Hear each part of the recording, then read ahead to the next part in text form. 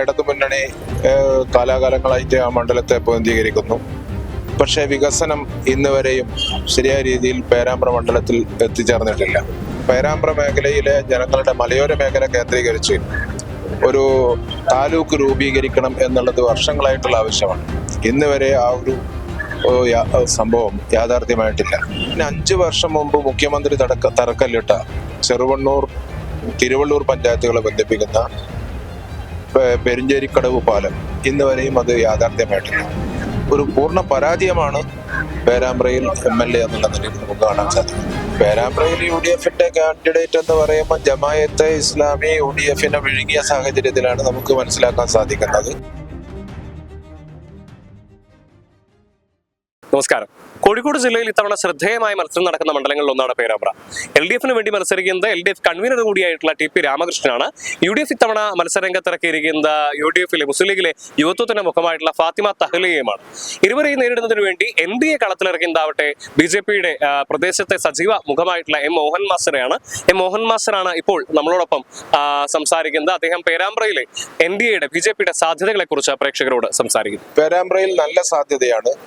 പ്രത്യേകിച്ചും ഇടതുമുന്നണി കാലാകാലങ്ങളായിട്ട് ആ മണ്ഡലത്തെ പ്രതിനിധീകരിക്കുന്നു. പക്ഷേ വികസനം ഇന്ന് വരെയും ശരിയായ രീതിയിൽ പേരാമ്പ്ര മണ്ഡലത്തിൽ എത്തിച്ചേർന്നിട്ടില്ല. ധാരാളം പ്രശ്നങ്ങളുണ്ട്. ഞങ്ങളൊരു വലിയ MLAക്കെതിരായിട്ടുള്ള കുറ്റപത്രം തന്നെ തയ്യാറാക്കി സമരവുമായിട്ട് രംഗത്തിറങ്ങിയ പാർട്ടിയാണ്. പ്രത്യേകിച്ച് നമുക്കറിയാം, പേരാമ്പ്ര മേഖലയിലെ ജനങ്ങളുടെ മലയോര മേഖല കേന്ദ്രീകരിച്ച് ഒരു താലൂക്ക് രൂപീകരിക്കണം എന്നുള്ളത് വർഷങ്ങളായിട്ടുള്ള ആവശ്യമാണ്. ഇന്ന് വരെ ആ ഒരു സംഭവം യാഥാർത്ഥ്യമായിട്ടില്ല. അതേപോലെ തന്നെ 5 വർഷം മുമ്പ് മുഖ്യമന്ത്രി തറക്കല്ലിട്ട ചെറുവണ്ണൂർ തിരുവള്ളൂർ പഞ്ചായത്തുകളെ ബന്ധിപ്പിക്കുന്ന പെരിഞ്ചേരിക്കടവ് പാലം ഇന്ന് വരെയും അത് യാഥാർത്ഥ്യമായിട്ടില്ല. ആ രീതിയിൽ നിരവധി പേരാമ്പ്ര താലൂക്ക് ആശുപത്രിയുടെ വിഷയമുണ്ട്, റോഡിന്റെ പ്രശ്നങ്ങളുണ്ട്. ഇപ്പോഴും ജൽജീവൻ മിഷൻ പദ്ധതി പ്രകാരമുള്ള കുടിവെള്ളം എല്ലാ പഞ്ചായത്തിലും പൂർത്തീകരിച്ചിട്ടില്ല. അതുകൊണ്ട് MLA എന്നുള്ള നിലയിൽ അദ്ദേഹം മുൻകൈയെടുത്ത് ഇത്തരം പദ്ധതികളൊന്നും വിജയിപ്പിക്കുന്നതിൽ മുന്നോട്ട് ശ്രദ്ധ കാണിച്ചിട്ട്. ഞാൻ മനസ്സിലാക്കുന്നത് TP രാമകൃഷ്ണനാണ് കഴിഞ്ഞ 10 വർഷമായിട്ട് മണ്ഡലത്തെ പ്രതിനിധീകരിച്ചുകൊണ്ടിരിക്കുന്നത്. അദ്ദേഹം മുമ്പ് മന്ത്രിയായിരുന്നു. അതെ, അദ്ദേഹം മന്ത്രിയായിട്ടും LDF കൺവീനറായിട്ടും നല്ല രാഷ്ട്രീയ സ്വാധീനം ഉണ്ടായിട്ടും അദ്ദേഹത്തിന് പേരാമ്പ്രയിൽ വികസനം കൊണ്ടുവരാൻ അദ്ദേഹത്തിന് വേണ്ടത്ര സാധിച്ചിട്ടില്ല. ഒരു പൂർണ്ണ പരാജയമാണ് പേരാമ്പ്രയിൽ MLA എന്നുള്ള നിലയിൽ നമുക്ക് കാണാൻ സാധിക്കുന്നത്. പേരാമ്പ്രയിൽ UDFന്റെ സ്ഥാനാർത്ഥി മുസ്ലിം ലീഗിന്റെ കാൻഡിഡേറ്റ് ആണ്.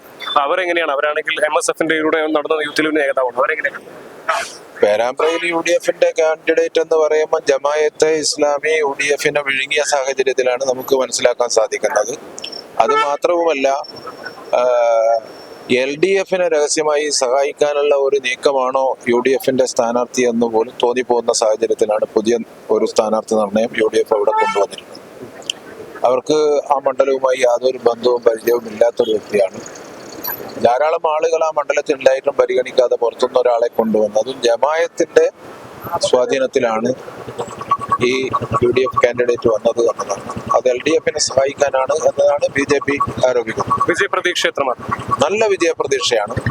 BJPക്ക് 2015 പഞ്ചായത്ത് തദ്ദേശ തെരഞ്ഞെടുപ്പിൽ 16,500 വോട്ടും അതുപോലെ തന്നെ നല്ല മാറ്റവും ഉണ്ടായ. അതിനുശേഷം നമുക്ക് വേണ്ടത്ര മുന്നോട്ട് വരാൻ സാധിച്ചിട്ടില്ല. ഈ പ്രാവശ്യം നല്ല അനുകൂലമായ അന്തരീക്ഷമുണ്ട്. BJPക്ക് നല്ല വിജയപ്രതീക്ഷയുണ്ട്.